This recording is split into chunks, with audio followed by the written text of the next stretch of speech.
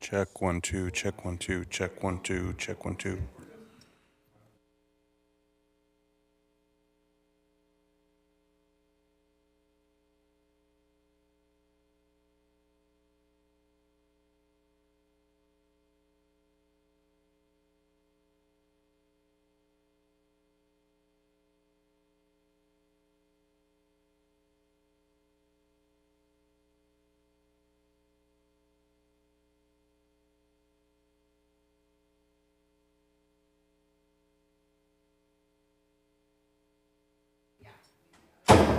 Check 1 2, check 1 2, check.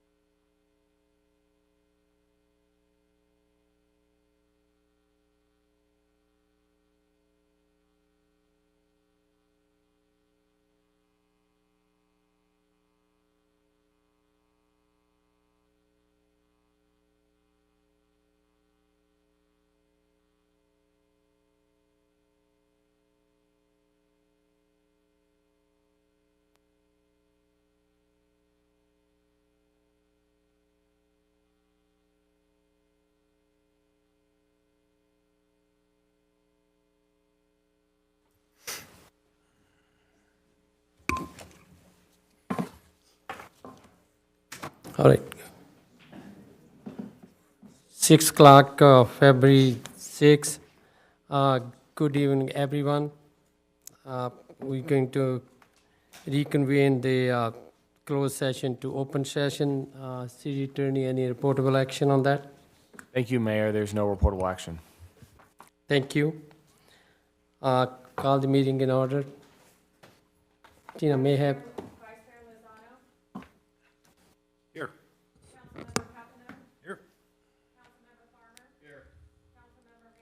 Here. Here. The next item is silent player and flag salute.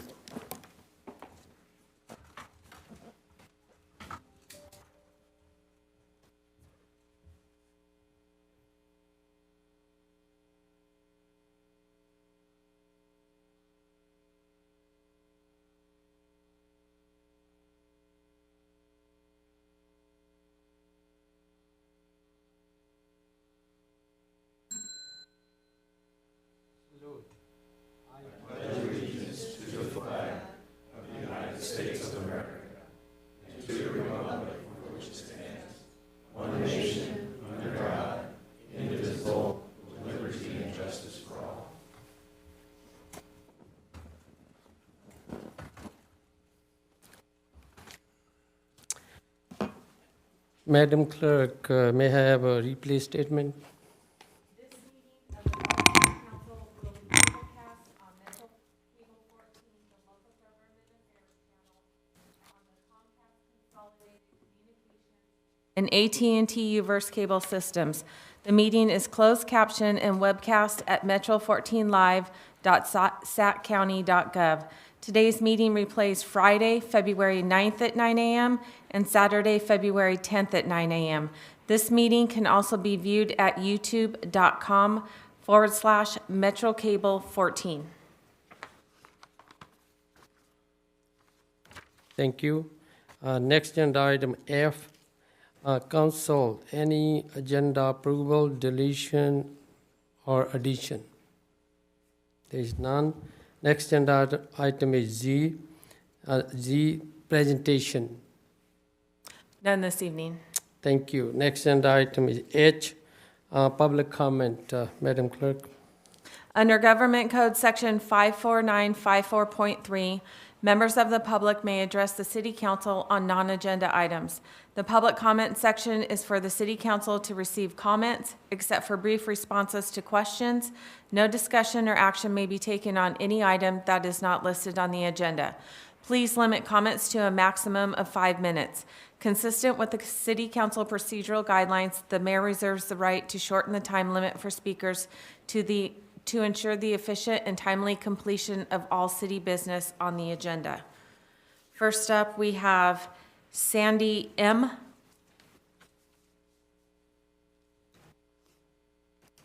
All three.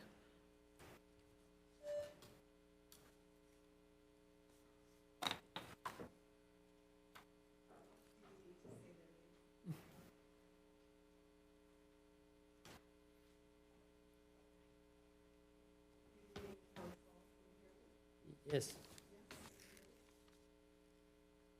Can everyone hear me in the room?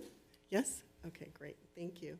Yes, good evening. Thank you so much for having this opportunity to speak to you. And first and foremost, thank you so much for taking your oaths of office to the Constitution to defend and uphold that Constitution.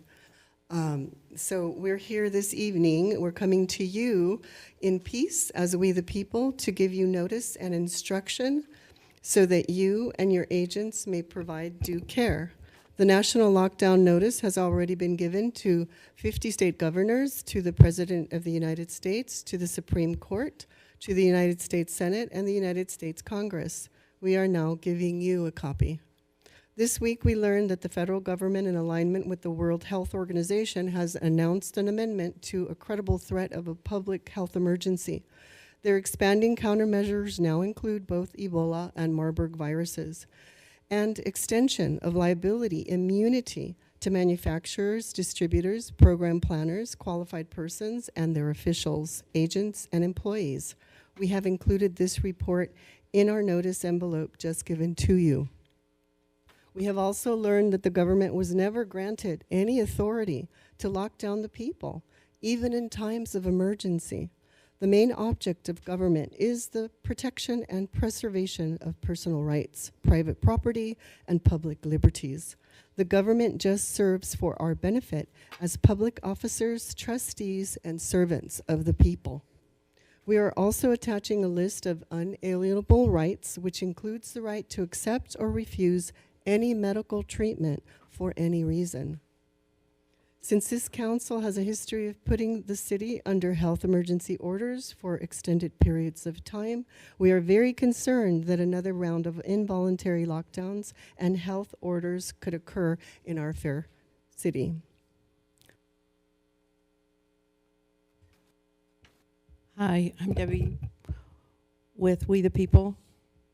Please take notice that all states in our Republican form of government have sworn to protect individual liberty as a condition to be hired as a trustee. The people of America are all guaranteed to have the same rights in all states. As an elected official, do you believe that it's your duty to always protect natural rights of the people so that they are guaranteed enjoyment of their natural rights? Or do you believe in some time of panic or emergency that you can remove the people's rights to freely exercise liberty, movement, worship, commerce, or any other purpose that is lawful? If so, please show constitutional authority where you get that power, posting this granted authority conspicuously within the next 15 days, notifying the public and all agents. If you cannot show where you get the authority, and you take any action blocking the people's rights to enjoy freedom, then any lockdown, mandate, or forced use of a medical device will be construed as being done with malice, intent, full knowledge and understanding against your trust indenture, your contract with the people. That would be the Constitution. This notice is given in peace and with the love of Christ, that you and your agents may provide due care to the ones who have all political power, the people. Thank you. Thank you. Thank you, ma'am, for your comments. Next agenda item is I, report by City Council member on original board, commission, and committee. Vice Mayor Lozano. Yeah, I'll try to be brief here. There's a lot going on. SACOG board meeting on January 28th, and for those who are unaware, SACOG is the Sacramento Area Council of Governments that forecast planning for transportation in a six-county region. I've been appointed to the California Council of Governments organization as the representative to SACOG, and will be attending a board meeting later this week. At our meeting, the most significant item discussed was the development and approval of regional tolling authority, which includes mostly representatives from Yolo County with 2 SACOG members and a Caltrans member. This will be an evolving JPA as tolling becomes a desire of the rest of the counties. Then those counties will then have appointments as well. And our next board meeting will be on February 15th. And then secondly, at SACOG, I chaired the Land Use and Natural Resources Committee meeting last Thursday.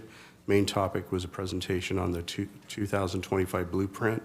And if anyone in the public or my colleagues have any interest in regional transportation planning for the next couple of decades, I implore you to get onto the SACOG website and look at what the blueprint entails. There's a whole web page for it.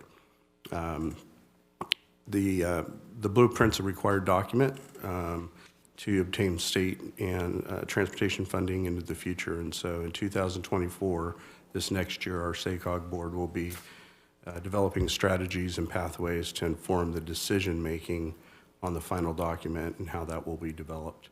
And it's due at the end of 2025. October of this year, we'll decide on and improve the actual metrics that we use.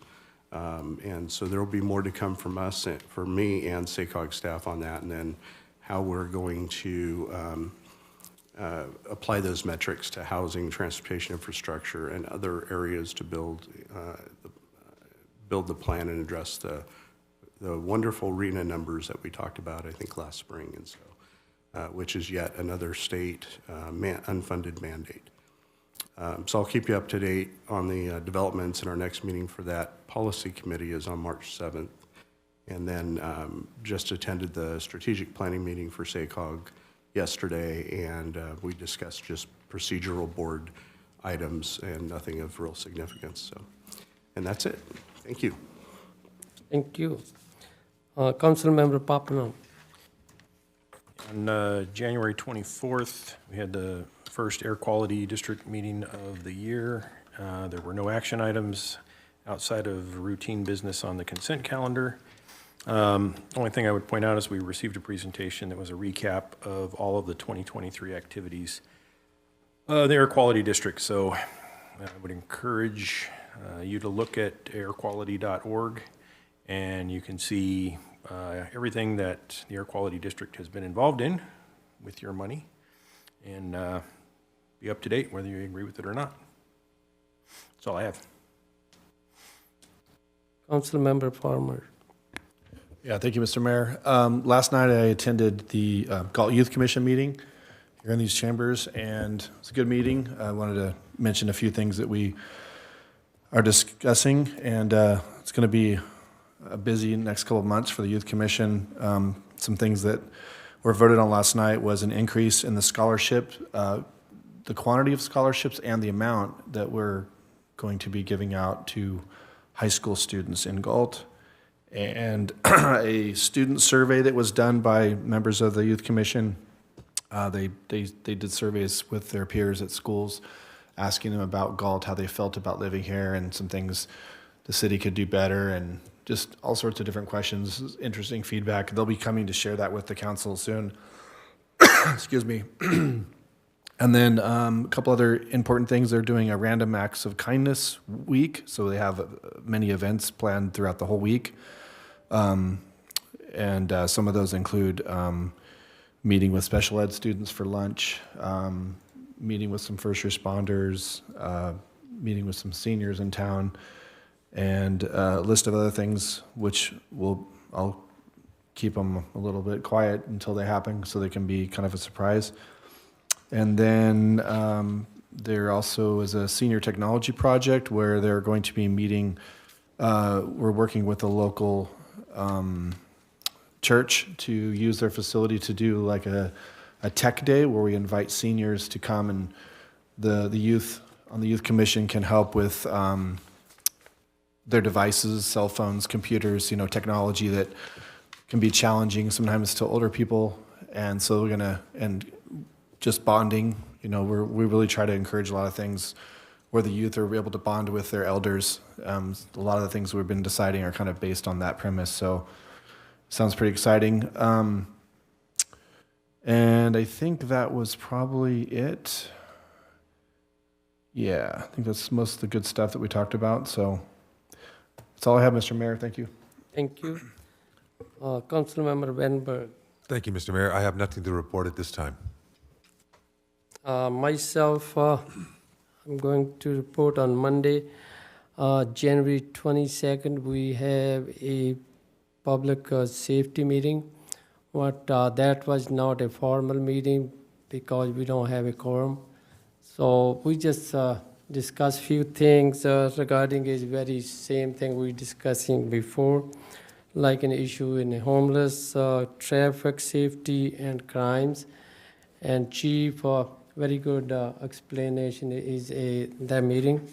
And then also there was an agenda item. That's actually this came from me, pop-up food vendor update. And there was one of the pop-up was from last 2-3 months on a Walnut and 99. Thank you for code enforcement, or thank you for Chief. I don't see after that that pop-up. You guys take care of that. I don't know what you guys did. And that's all from the committee. I'm going to move to the next agenda item J, information consent calendar. It is recommended that item 1 through 6 be acted on simultaneously unless a separate discussion and action is requested by a council member. Any council member want to pull that item on this consent calendar? If it's no, then any councilman have any statement? Yeah, Mr. Mayor, I need to pull item J6. I need to recuse myself from voting on that particular item as my residential property is nearby the annexation area that is subject to the first amended tax exchange agreement being discussed here. Based on this, I have a potential conflict of interest and will recuse myself from the consent item. Because the item is on the consent, I'm not required to leave the room, but my vote will be as to the balance of the consent agenda only, Mr. Mayor. Thank you. I have a similar statement, or exact same statement, but I'd like to make a small clarification. You actually said to pull the item. I don't believe that is necessary. I do need to recuse myself from participating in item J6 as my residential property is near the annexation area. That is the subject of the first amended tax exchange agreement. Based on this, I have potential conflict of interest and will recuse myself from that consent item. Because the item is on the consent, I am not required to leave the room, but my vote will be as of the balance of the consent items only. Thank you. Also related to item J6, I just need to make a disclosure. I am employed by Sacramento County, which is a party to the proposed first amended tax exchange agreement. I work in the district attorney's office, which is not directly involved in these agreements, and so my employment with the county is a non-interest under Government Code Section 1091.5A9. So I may participate in this item as long as I disclose my interest as I am doing now. Thank you. Before we can go further, council member Farmer, it's clear you're not pulling the item No, 6. You I'm just, not. No, I mistakenly spoke, and Thank you. I'm not asking to pull that item. thank you. Thank you, Ms. Vandenberg. Madam Clerk, can you read the item from 1 to 6, please? Receive and file warrants for the period ending January 17th, 2024, accept the minutes as submitted of January 16th, 2024, receive the Senate Bill 165 Special Tax Accountability Report for Community Facilities District 2005-1, receive the Assembly Bill 1600 reports for development projects, approve Hunting Environmental LLC on-call services contract for project condition compliance with the South Sacramento Habitat Conservation Plan and Island Annexation First Amended Property Tax Exchange Agreement with Sacramento County. Thank you, madam. Any public comment on consent calendar? No public comment. Thank you. I would like to, looking a motion to approve the consent calendar as presented. So moved. Is moved by Council Member Farmer, second by Council Member Vandenberg. Actually, it was the reverse, Mr. Mayor. Moved by Vandenberg, seconded by Farmer. All right, the motion moved by Council Member Vandenberg, second by Council Member Farmer. Madam Clerk may have a roll call vote, please. Vice Mayor Lozano? Aye. Councilmember Papineau? Aye. Councilmember Farmer? Aye. Councilmember Vandenberg? Aye. Mayor Sandu? Aye. Motion passes by 5-0. Right, next agenda item K, schedule matter notice of public hearing. None. Thank you. And next agenda item I, regular calendar. Treasurer office. Well, now we're getting to the real meat of the meeting here. So, Mr. Mayor, City Council members, you have in front of you the Treasurer's Report for December 2023. And I'll briefly go into that, but first we always talk about the economy. So I just want to say that during the month of January, there were 12 homes sold here in Galt. And the median, which means the number in the middle, the price of that was $502,500. The average was $518,914. So as you can see, during January, you had to have $500,000 in order to buy a home here in this city. Okay. The unemployment rate, according to EDD, was in Galt 6.4%, which I think is a little high, but that's EDD reporting it. Where the Sacramento County, that came in at 4.7%. And then we'll talk about interest rates if you like. So, Councilmember Lozano, I think 3 months ago when I was here, you asked me, what did I think the Fed was going to do about our interest rates? At the time, I said, well, I think there might be one more actual increase in interest rates. Well, during those 3 months, a lot of numbers have come in, right? Employment numbers, inflation numbers, and that's not the third thought anymore. So, and I think you heard Chairman Powell last week say, we're not going to necessarily have any cuts right away, but, just everyone thought there were going to be. You just said, hold off. We want to look at some more data, some more numbers before the Federal Reserve decides to cut interest rates. Now, leading into that, I'm going to say that during the first 6 months of the fiscal year, so that would have been July through December, we, as the city, earned the highest amount of interest that we ever have in the last, in as long as I've been sitting in this chair, and that is $1,866,000, which is pretty significant. Now, as I said, that's of course because of the higher interest rates. When they start to trickle down, yeah, our number will trickle down too. And I always remind everyone, especially in the public, that that number is divided or divided up into like 52 or 3 different sub accounts. So it doesn't all go into the general fund or anything like that. I know as a council and myself, we always want to invest locally, and I just want to say we have a little bit over $9 million invested in our local bank right here, Farmers and Merchants Bank. As you know, FDIC covers the first $250,000 of that. Anything above and beyond that, it's what is called collateralized, which means they put securities off to the side in case there is any type of a bank failure. So that way we, as a city or any government entity, is going to be made whole. Okay? And lastly, in coming, April 30th, May 1st, I will be attending the California Treasurers Association's conference. There, I will moderate one session and then actually present in two other different sessions, 2 breakout sessions. I think they feel sorry for me, so they want me to speak. Okay, so that's pretty much all I have for tonight. If you have any questions, please, ask. Otherwise, I ask for your approval for the Treasurer's Report, December 2023. Sean, thank you for I always get excited about your reports. Because they're like, Why?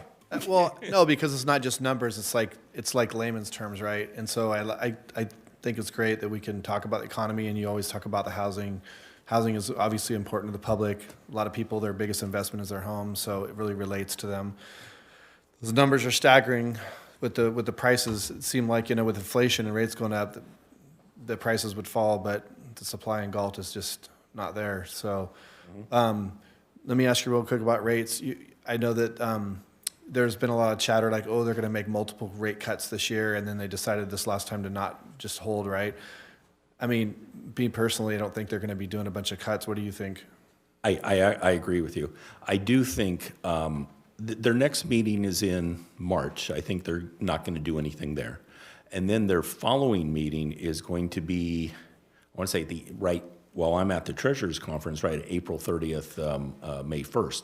I do think they're probably going to have a 25 basis point or a 0.25% rate drop there. Again, that's my crystal ball.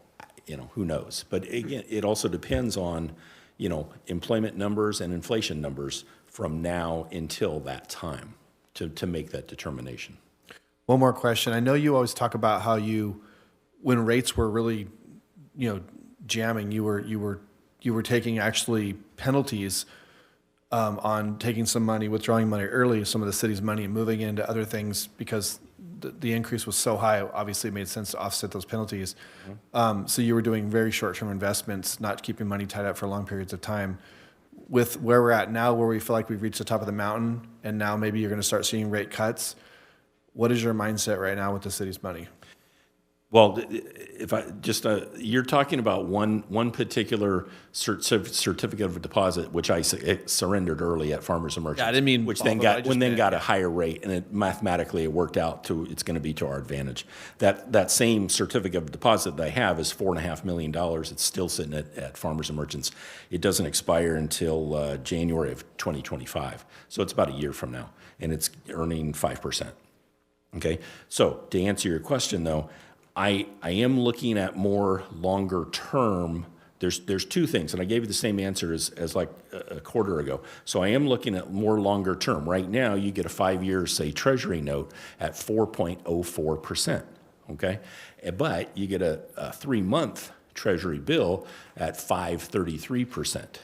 So yes, I'm looking at longer term, but I got to be honest, it's hard to give up that 1.3%, to go longer. But I think you have to, so I'm kind of trying to balance the both. I'm trying to look at longer term, and I want to get as much interest as I can this fiscal year to try to boost that 1.8.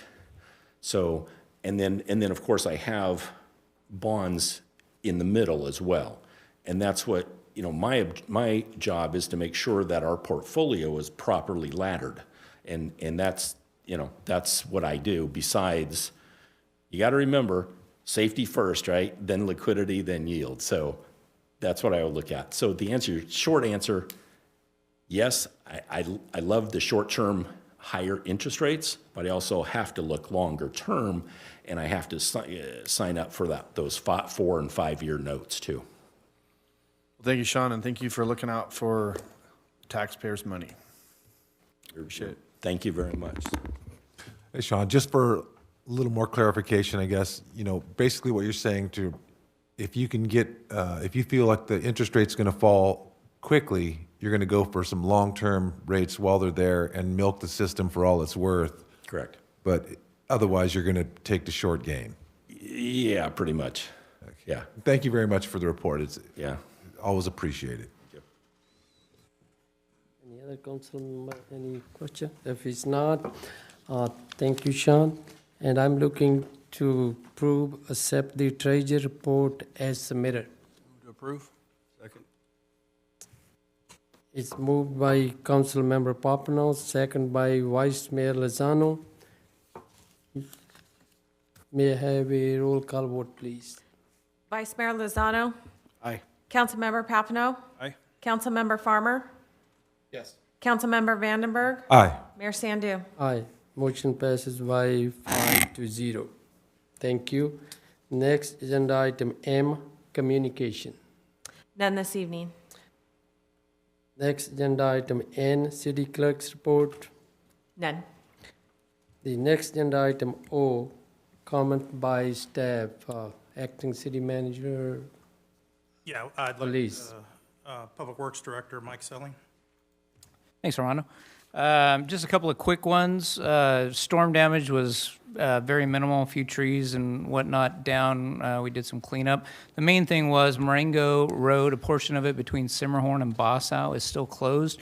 There is a broken power pole out there. It's still functioning, but it is broken, and we're just waiting for SMUD crews to respond and repair it so we can reopen the road. So no affected residents live along that segment, but the road is closed there. So for the time being, no anticipated opening date yet.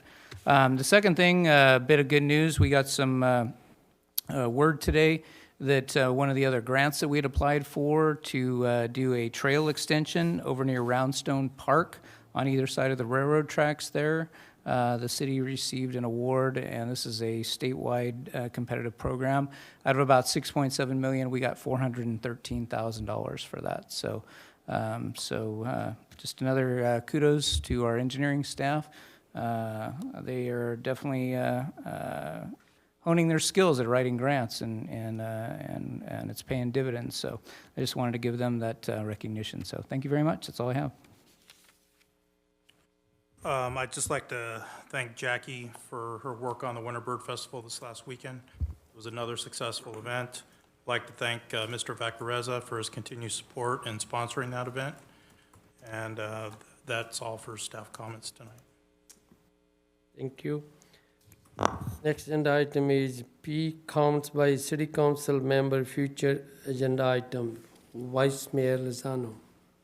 Yeah, just a quick comment about the storm and the leaves and branches and stuff. I think our citizens have done an awesome job preparing for it. In terms of localized flooding, I think it was pretty minimal. But I'd also still encourage our staff to continually make it a priority to get out and get those gutters that are in the public right-of-way cleaned out. I suspect we'll have more rain here pretty quick, and so thanks to everybody for all the work on that. Sure beats last year's rendezvous. So I attended Californians Against Retail and Residential Theft meeting. It was on Zoom. Our former district attorney, Anne Marie Schubert, and others spoke about the Homelessness, Drug Addiction, and Theft Reduction Act ballot initiative. And what it will do, and this is just in summary, is it'll reclassify retail theft with 2 or more prior convictions as a felony, which was undone. The law prior to 2014 was undone by Prop 47. And so this will help make the correction so that when people commit theft and they have 2 convictions, it can now be charged as a felony, whereas now it's not reported or it is a misdemeanor, which is person's given a ticket and many of them never go to court. And then the second thing is after 2 hard drug convictions, discretion to charge a 3rd hard drug possession as treatment mandated felony. So again, kind of the same concept, but really stepping up and getting folks into treatment that need it. And I think that this proposition will do that.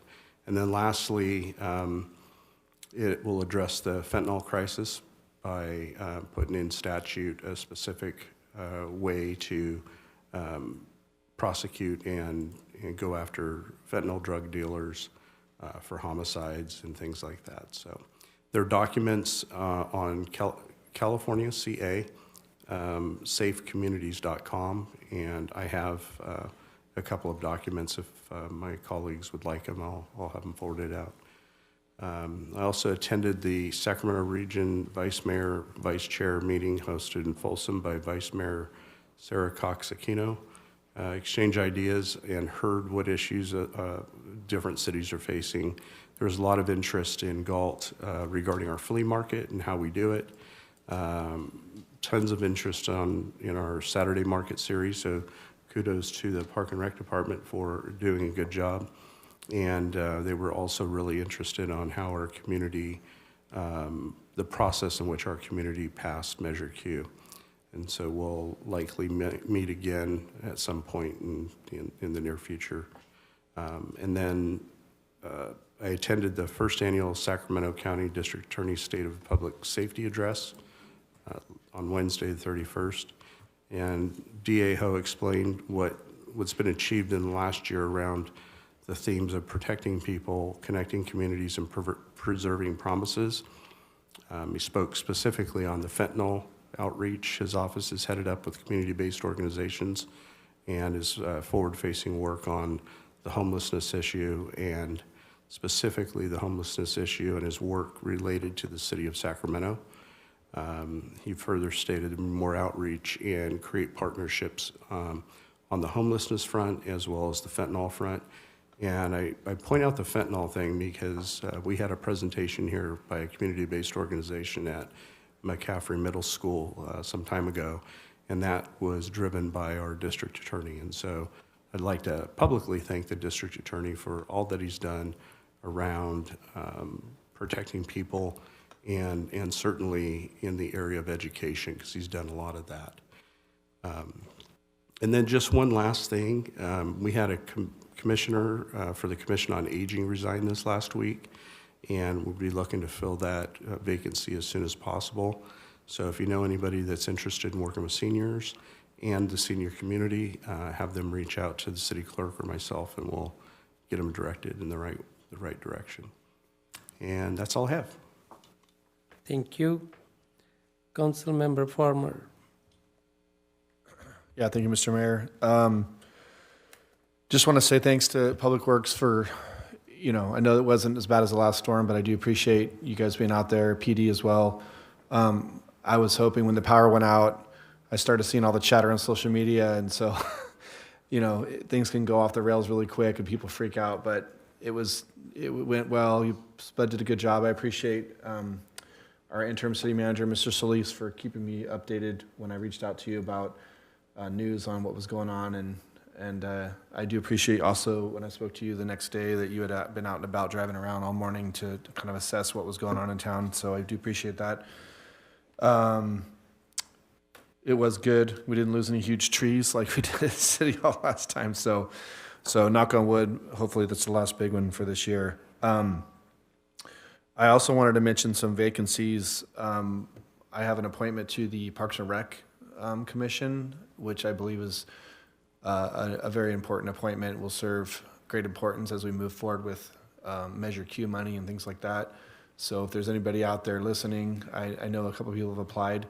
If anybody else is interested, is that still open, Ms. Hubert?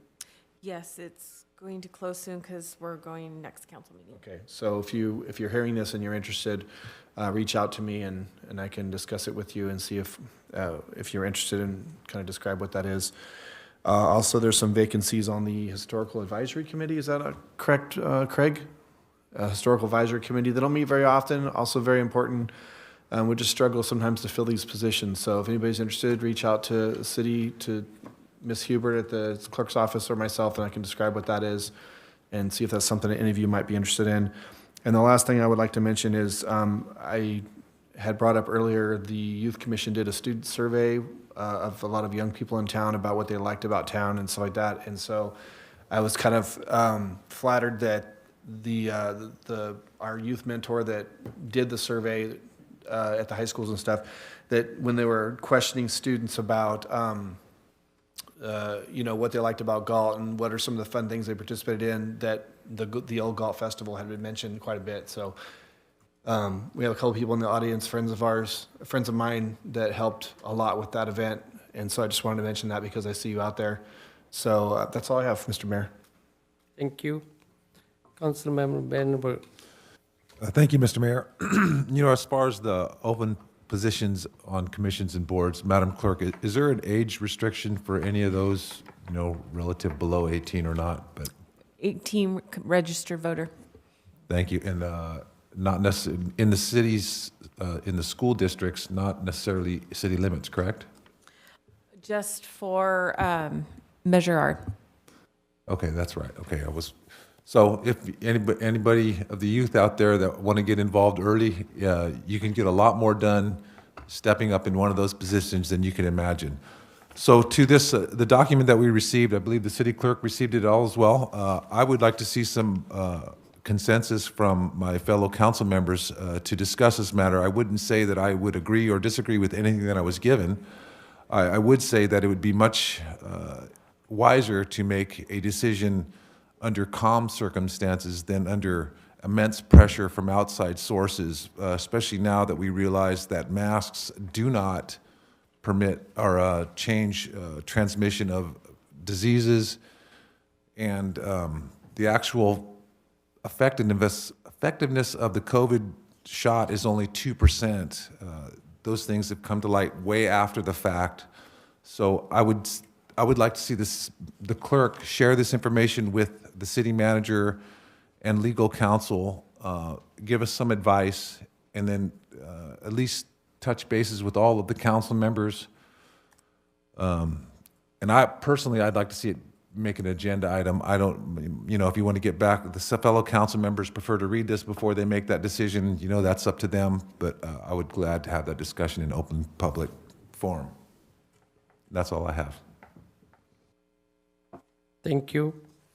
Myself, a few things. First of all, I would like to thank you staff, their hard work. I also like to thank you, the public comment, and I also like to thank you, the other citizens came to this meeting. They spent their own time to come to the meeting. There's a few ribbon cutting ceremony I was attended last week. The Galt Chamber have their ribbon cutting ceremony in Old Town. They have a new location. Congratulations to them. The office looks great. The second ribbon cutting ceremony, I was in my staff storage RB, the new RB storage on a Pringle Road, had their grand opening. It's a great facility, and I wish them success with their new business. And congrats to the Sheila Florist for Business of the Month. They have served the community for many years, run a great business here in Galt. And there's a few things I joined, and I see our HR director is not here, but I still would like to thank you for Stephanie Weinstein's service in this town. Whatever we appreciate everything you have done for good luck in your future interview. And if anybody, any question or anything.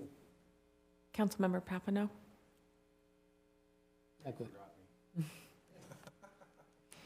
So, sorry about that. All right, Councilmember Papineau. That's okay, I'll make it easy, because you guys have well covered seeking applicants for various commissions. And I will just echo Councilmember Lozano's statements regarding what's been going on, at the risk of sounding like I'm kissing up to my boss. The things that the way the conversation has changed, not just in Sacramento, but by him taking this countywide. When this first started, I mentioned to the then city manager and the chief that this was going to change the dialogue everywhere, including just in Little Galt, on how we can address some of these things. So I'm glad to see that things are moving that way. And that's all I have. Thank you. Anybody question from the staff or from the public or from the council member? If it's not, then I'm going to adjourn. The meeting is 6:45. Thank you, everyone. Good night.